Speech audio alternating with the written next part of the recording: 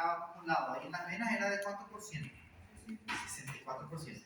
Embora as veias não sejam o especialista em muita camada muscular, tem camada muscular. Então também acontece uma vasoconstrição. Então também vai ayudar nesse retorno venoso. ¿Sí? Entonces, evidentemente, todo va a ser para qué? Para tratar de compensar esa caída brusca, tratar de compensar la presión arterial, tratar de volver a su estado basal.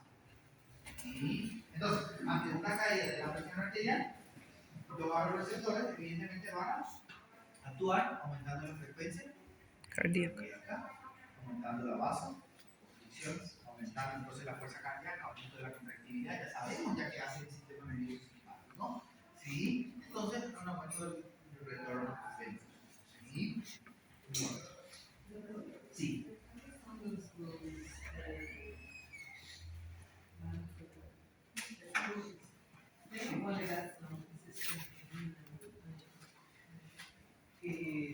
¿Ligación directa? No. ¿Por qué? Porque los vasoreceptores son rápidos. Aí vai durar horas a dias. Aí tem que dar tempo para o sistema renina-angiotensina. Le da tiempo para actuar. Porque el sistema renina-angiotensina es lento. Es lento, pero su acción es prolongada. ¿Sí? Entonces, antes de que se active el sistema renina-angiotensina, mientras por lo menos tenemos a los vasoreceptores. Y más, después vamos a ver quiénes son los quimioreceptores. En la próxima clase vamos a hablar de estos con grupo de detalles. Vasoreceptores, quimioreceptores, entre otros. ¿Sí? El flujo sanguíneo. ¿Qué es el flujo sanguíneo? Es el pasaje de sangre en un determinado punto del vaso sanguíneo. Ha pasado en tu sangre. ¿Sí? Y este flujo sanguíneo depende de muchos factores, habíamos dicho. ¿De qué depende el flujo sanguíneo? Uno, el diámetro de la luz. Si disminuye el diámetro de la luz, pasa menos. ¿Sí? Si aumenta el diámetro de la luz, pasa más. ¿Sí? ¿Qué otra cosa más puede influir en el flujo sanguíneo? La viscosidad de la sangre. Cuando mayor aumenta la viscosidad, disminuye. ¿Sí? Disminuye el pasaje. ¿Sí? Bueno, entonces, evidentemente el flujo sanguíneo hay que tener en cuenta que el volumen de sangre que pasa por un determinado vaso sanguíneo, el volumen en X tiempo. Y evidentemente se expresa por milímetros por minuto y es igual al gasto cardíaco. ¿Se acuerdan del volumen sistólico? El volumen sistólico, ¿cómo era? Era la diferencia entre. Muy bien, la diferencia entre volumen telediastólico y volumen telesistólico. Y se restaban esos dos y ahí teníamos el volumen sistólico. Entonces, ese volumen sistólico, en un minuto, entonces, ponerle que nuestro libro siempre da un margen perfecto, entonces multiplicamos 70 ml por 72 latidos por minuto. ¿Cuánto da eso? 5 litros. Entonces significa que 5 litros el corazón mueve por minuto. Y esa es la cantidad de sangre en promedio. Eso puede ser un poquito más, un poquito menos. ¿Sí? Entonces, el flujo sanguíneo representa prácticamente lo mismo que el gasto cardíaco. ¿Sí? Porque es la cantidad de sangre que el corazón está trabajando, que moviliza toda esa sangre. Entonces, es la cantidad de sangre que está pasando por los vasos. ¿Sí? Bueno, entonces, hay que tener en cuenta lo que ya dijimos al inicio de la clase. El flujo sanguíneo, para que haya un buen flujo sanguíneo, ¿qué tenía que haber? Diferencia de presión. ¿Sí? De mayor presión a menor presión. ¿Sí? Entonces, primero eso, la diferencia de presión. Un extremo a otro extremo. ¿Sí? Y luego, evidentemente, se divide eso por la resistencia vascular. Y ya sabemos en qué consiste la resistencia vascular. ¿Sí? Ya dijimos que la resistencia es toda fuerza que se opone al avance de ese flujo sanguíneo. ¿Sí? Entonces, en la oposición al flujo sanguíneo, a mayor resistencia, menor flujo. Y habíamos dicho de que aquí, ¿de qué depende? Depende del diámetro del vaso y depende de la viscosidad. ¿Sí? Entonces, por ejemplo, una persona está deshidratada. Vamos a suponer, persona está deshidratada. ¿Qué pasa con una persona que está deshidratada? Tiene menor cantidad de plasma. Si tiene menor cantidad de plasma, significa de que hay mayor cantidad de células. Significa entonces de que evidentemente esa sangre es más viscoso o menos viscoso. Más viscoso porque tiene menor cantidad de plasma. ¿Sí? Entonces dificulta el pasaje. Esto se va a depender de muchos factores. ¿Sí? Pero lo que no quiero que, no es necesario que ustedes decoren la fórmula. Pero lo que quiero que entiendan ustedes es que el flujo se determina a partir de la diferencia de presión entre ambos extremos y va a depender también de esos factores de resistencia vascular periférica. ¿Sí? Y ya sabemos cuáles son los componentes de esa resistencia vascular periférica. ¿Sí? Entonces aquí podemos ver, habíamos dicho ya de que las arterias evidentemente van a actuar a alta presión por excelencia y siempre tiene que haber una diferencia entre un extremo y otro extremo del vaso sanguíneo. Por ejemplo, P1 es de 100 milímetros de mercurio y en el otro extremo de 75 milímetros de mercurio, significa de que hay una diferencia de 25 milímetros de mercurio, entonces siempre la sangre fluye de mayor presión a menor presión. Si no se respeta esto, chicos, no hay entonces no hay un flujo adecuado. ¿Sí? Y es lo mismo mismo ejemplo anterior, ¿sí? Entonces tiene que haber siempre una diferencia de presión. ¿Sí? Siempre que haya diferencia de presión, hay flujo sanguíneo así como. Bueno, ya vimos ya la resistencia vascular. La resistencia vascular hay que tener en cuenta de que cuando hay una mayor resistencia, ¿qué significa? Menor pasaje de flujo sanguíneo. Cuando menor es la resistencia, mayor. ¿Sí? Entonces, es sentido de lógica. Mayor resistencia, menor flujo sanguíneo. Menor paso, menos paso. ¿Sí? El volumen de sangre. ¿Sí? Entonces ya habíamos visto quiénes son los que se van a encargar de controlar, las arteriolas, ¿sí? Y evidentemente son independientes. ¿Sí? ¿De qué va a depender entonces? Ya dijimos, hay dos que son muy importantes. El diámetro de la luz y además de eso, ¿qué cosa? La viscosidad de la sangre. Pero ¿qué también va a determinar? La longitud del vaso. Cuando mayor es la longitud del vaso, mayor es el recorrido de ese vaso sanguíneo. Mayor es la fricción que va de la sangre junto con la pared de los vasos, chocan más, ¿cierto? Hay mayor roce. Entonces, evidentemente, cuando mayor es la longitud del vaso, menor es el flujo que va a ir pasando. Mayor es la resistencia vascular periférica. ¿Sí? Y algo muy importante, el diámetro del vaso sanguíneo. Este prácticamente sería lo más importante. ¿Sí? Prácticamente es lo más importante. Porque miren esta imagen, chicos. Esto nos está indicando el diámetro del vaso. Aquí vemos una presión, 100 milímetros de mercurio. ¿Sí? Imagínense, 100 milímetros de mercurio y ahí nos marca más o menos el diámetro 1. ¿Sí? ¿Cuánto pasa? 1 ml. Ese no es un valor predeterminado. Es para que entiendan nada más de que, miren, si el diámetro aumenta el doble, miren ahí estaba 1, ¿cierto? El diámetro aumentó aquí a 2, aumentó el doble, ¿cierto? Pero miren la cantidad de ml, aumentó 16 veces. Entonces, la radio del vaso, el diámetro de este vaso es muy importante. ¿Sí? Tal es así que miren, si aumentó 4 veces el diámetro, ¿cuántas veces aumentó entonces el volumen de sangre que tiene que pasar? Muchísimo, 256 ml. Por eso que las arteriolas son muy importantes cuando hablamos de eso, controlan el flujo sanguíneo.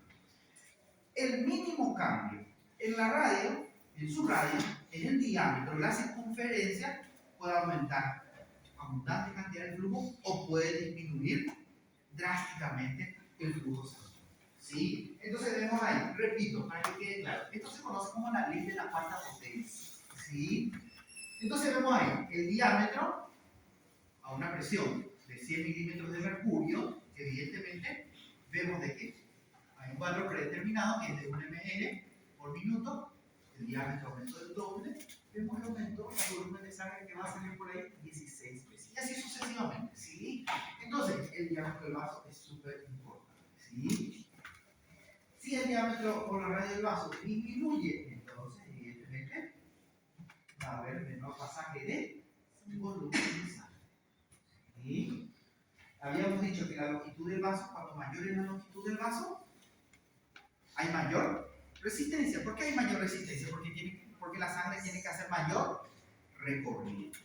¿Sí? Pero si el vaso es más corto, evidentemente el recorrido es menor, la fricción es menor. Entonces el flujo sanguíneo va pasando de una manera más directa. ¿Sí? Aunque la mayoría de los vasos son cortos, no es la más importante esta. Sí, no es la más importante, pero evidentemente lo mencionamos como tal. Sí, la más importante ya sabemos cuál es, la radiodifusión. En segundo lugar, la viscosidad. Por último, la longitud del vaso. ¿Sí? Los capilares en sí son cortitos, ¿sí? Son cortos, entonces, nada más que para tener en cuenta de que la longitud del vaso también lo agregamos. ¿Sí? La viscosidad sanguínea, ya dijimos, si aumenta la viscosidad, o sea, asanguíficamente espesa. ¿Sí? Si la sangre está más espesa, significa que se va a mover menos. ¿Sí? Hay mayor resistencia. ¿Sí? Entonces disminuye el flujo. ¿Sí? Pero ¿qué pasa si está más diluida? Si tiene mayor cantidad de plasma y menor cantidad de hemácias, es al revés. Entonces, si disminuye la viscosidad, la sangre es menos espesa, pasa con mayor facilidad, pasa a mayor velocidad también, entonces aumenta el sí. Hay que tener en cuenta de que cuando nosotros hablamos de viscosidad sanguínea, lo primero que tenemos que pensar es en hematocritos. ¿Qué es el hematocrito? Es la cantidad de eritrocitos, hemácias, y un volumen total de la sangre. ¿Sí? O sea, nessa sangue, numa medida, quanto que tem ou quanto que está constituído por eritrocitos. ¿Sí? Entonces, hematocrito, el volumen total de glóbulos rojos en la sangre. Cuando mayor cantidad de glóbulos rojos en relación al citoplasma, más viscoso es la sangre.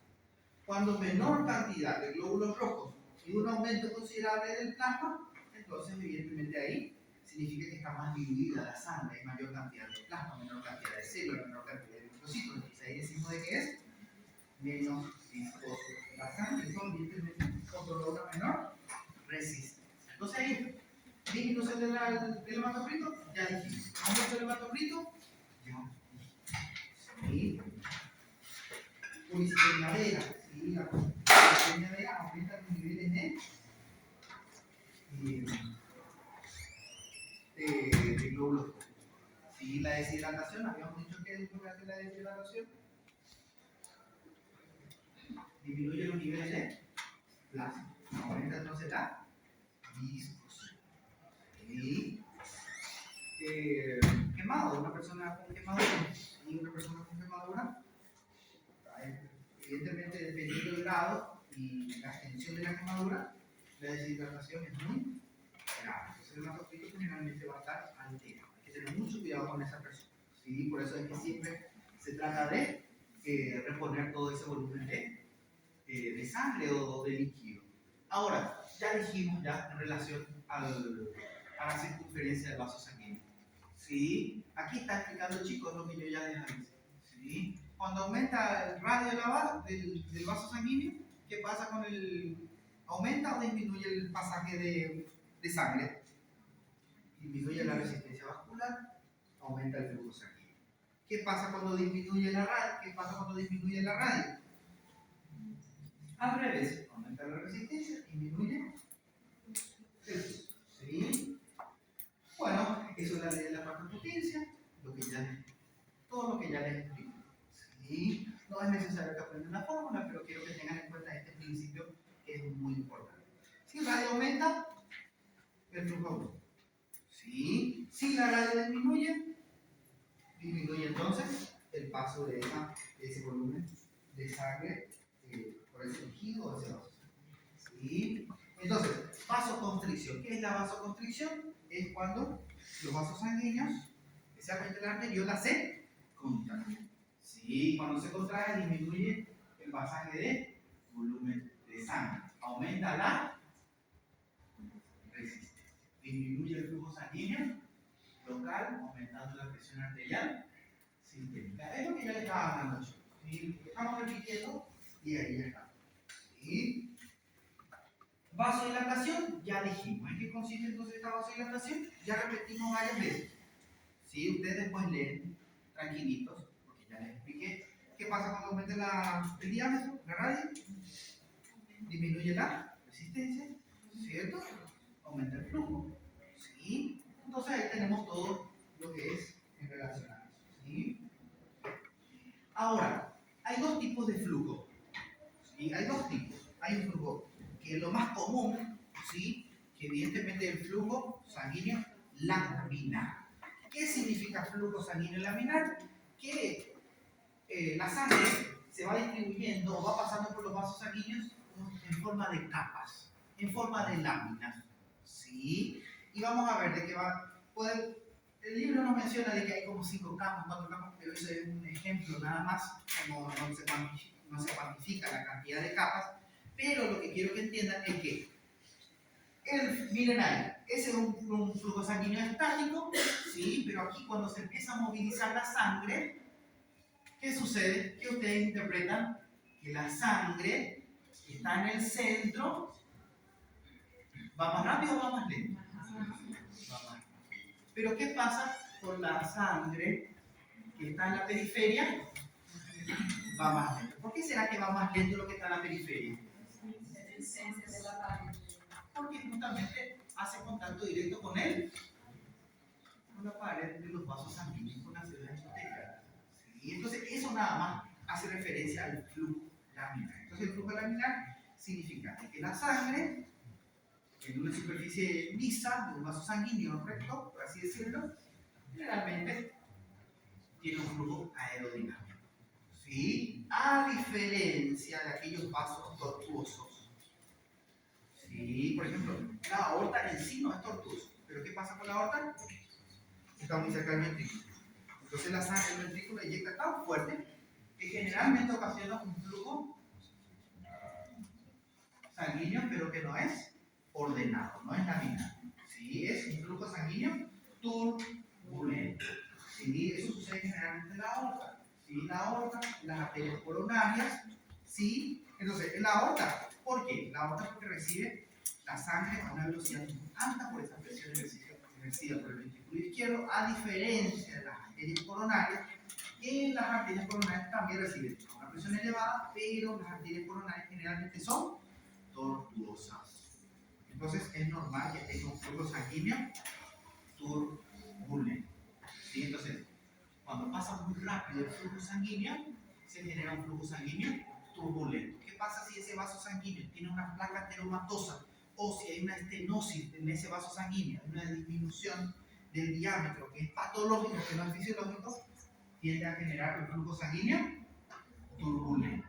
¿Cuál es el problema con el flujo sanguíneo turbulento? ¿Hay un problema? Sí, hay un problema. ¿Sí? ¿Cuál es? Que expone justamente a una lesión endotelial. Esa lesión endotelial va a desencadenar probablemente la formación de ¿qué cosa? La formación de un coágulo, un trombo, ¿sí? Y generalmente, en la mayoría de los casos, cuando hay una placa ateromatosa, es el acúmulo de líquidos, la túnica íntima de los vasos sanguíneos. Cuando hay un flujo sanguíneo turbulento por el estrechamiento de los vasos sanguíneos, eso tiende a generar ¿qué cosa? Ruptura. Rompe la pared donde está la placa. Esa placa que contiene lípidos, restos necróticos. Entonces se puede generar, o sea que se forma bueno, primero se ulcera, se rompe esa placa, expone todo el material necrótico, forma un trombo. Entonces ese trombo, ¿qué puede ocasionar?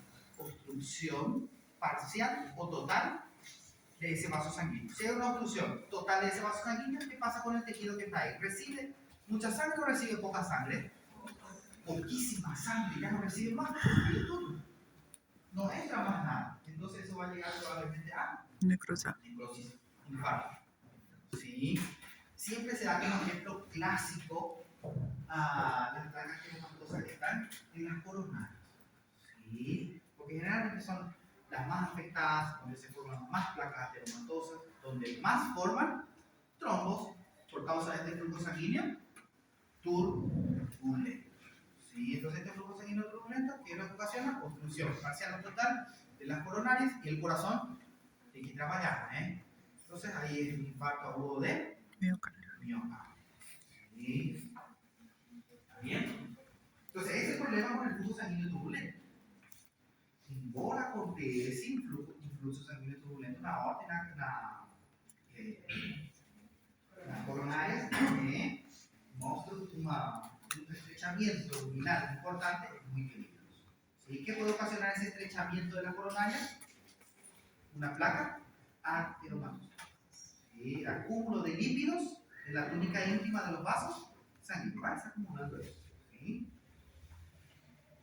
Entonces, ahí ya vemos. Flujo laminar, habíamos dicho que en el centro del vaso, como que está en el centro, no está en contacto directo con el endotelio, entonces pasa con mayor velocidad. ¿Qué pasa con la sangre que está en contacto con las paredes arteriales? Hay mayor resistencia, si hay mayor fricción, mayor resistencia, entonces menor velocidad del. Y entonces, ahí vemos el flujo laminar. Entonces, ya vimos aquí, hay un aumento de la velocidad excesiva, ¿sí? Si hay una estenosis vascular, si hay una placa ateromatosa, evidentemente pueden surgir complicaciones, formación de un trombo. Y ese trombo a veces, ¿qué sucede? Se desprende de ese sitio y va a otro lugar. Un trombo que se desprende de su sitio y se dirige a otro órgano, a otro sitio, a eso se le conoce como émbolo. ¿Sí? Émbolo vascular. Entonces hay diferencia entre trombo y émbolo. Trombo es cuando queda fijado en la pared y émbolo es aquel trombo que se desprende y se dirige a otro lugar. ¿Sí? Entonces, ¿cuál es la importancia de comprender este flujo? ¿Sí? ¿Cuál es la importancia de comprender? Bueno, se pueden formar soplos. Acuérdense que tenemos el S1 y el S2. El S1 y el S2, ¿qué representan para nosotros en fisiología? El primer ruido cardíaco y el segundo ruido cardíaco, ¿qué representaba?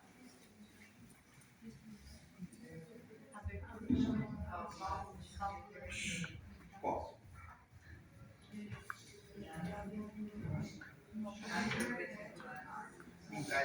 Y es el primer ruido. El segundo ruido, el cierre de la válvula aórtica. Entonces, eso sería lo fisiológico. Cuando el flujo sanguíneo está pasando muy rápido, se van generando soplos, que son ruidos externos a estos dos ruidos. ¿Sí? Bueno, ya dijimos, formación de trombo. ¿Este trombo qué puede ocasionar? Obstrucción.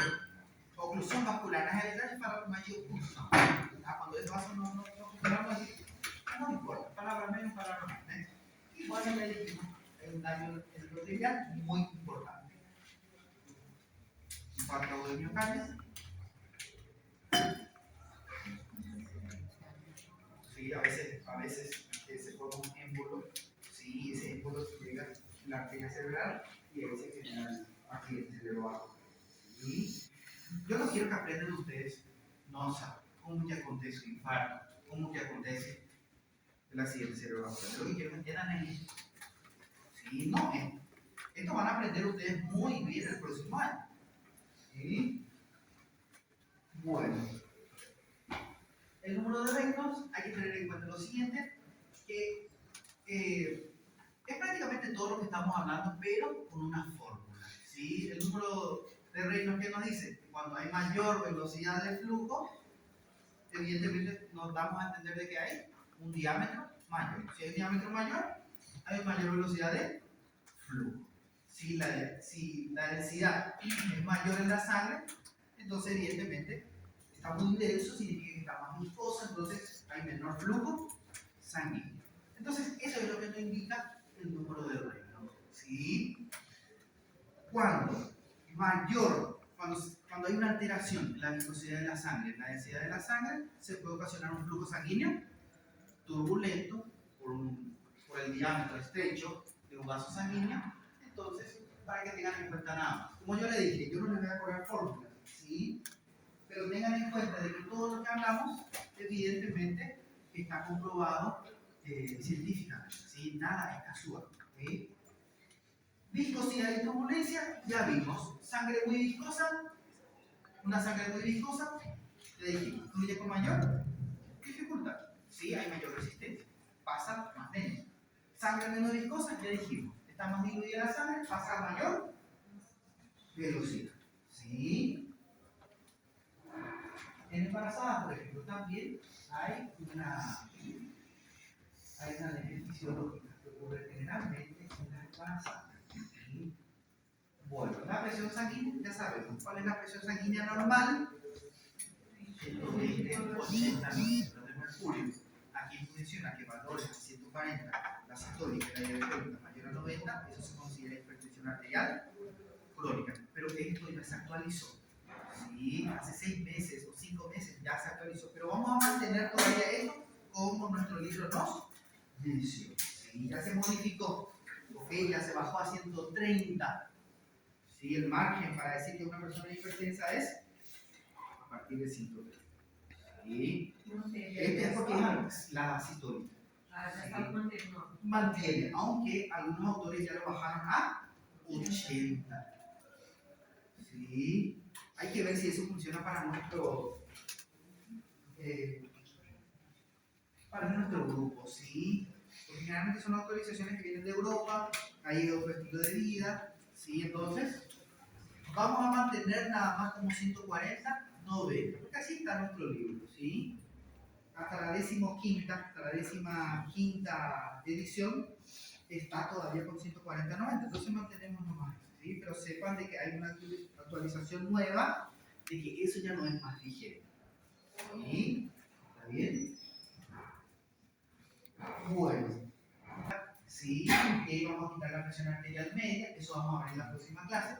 La presión arterial media es muy importante. ¿Por qué? Porque no es solamente medir la presión.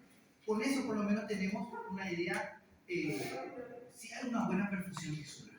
¿Sí? Si la presión arterial media es adecuada, significa de que hay una presión tisular, o sea que hay una perfusión tisular probablemente adecuada. ¿Sí?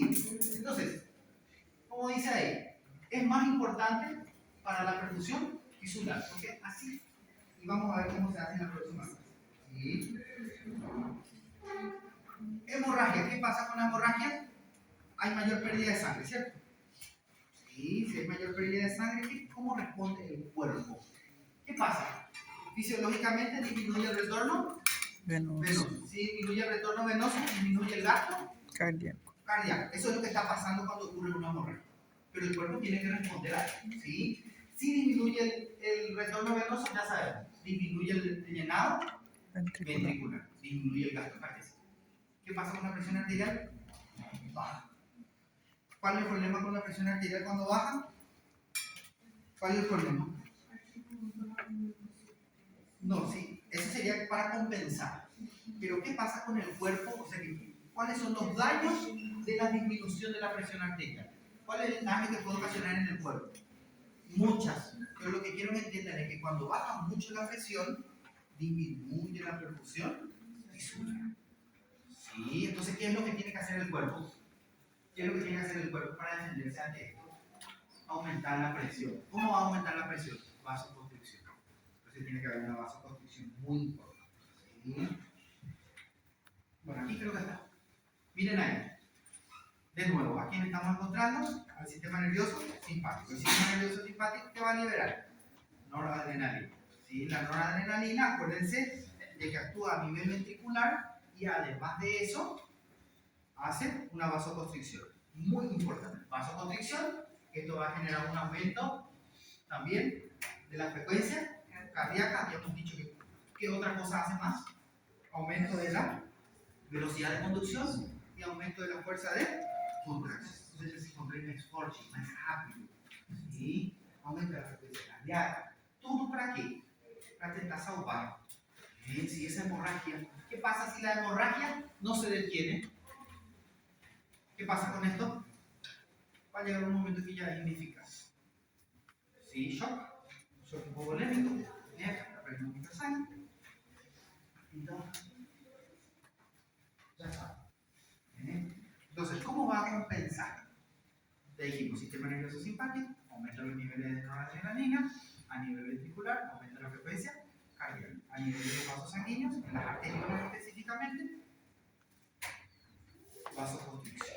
¿Para qué? Para aumentar la presión arterial. Así va a llegar el flujo sanguíneo por lo menos a los órganos vitales. ¿Cuáles son los órganos vitales? Cerebro, corazón y riñón. Un gesto no me importa. Para decir, para el cuerpo, los tú no importan, más para el cuerpo no. Hay que salvar eso. Entonces hace una vasoconstricción periférica de la piel, del aparato digestivo, del tejido muscular, todas las arteriolas se contraen. Todas las arteriolas se contraen. ¿Sí? Para disminuir el flujo sanguíneo en esos órganos, pero aumenta la sangre en estos lugares. Entonces, la intención es mantener la presión para poder aumentar el flujo sanguíneo al menos en los órganos. ¿Sí? Bueno, entonces, ¿qué es lo que hace la hipertensión arterial? Ya dijimos de que los capilares, ¿qué pasa en los capilares? Los capilares son finitos, son delgados. Entonces, si hay una presión arterial elevada, ya habíamos dicho de que ocasiona lesión endotelial, lesión vascular, ¿sí? La retina, los vasos retinianos, los glomérulos se lesionan del riñón, ¿sí?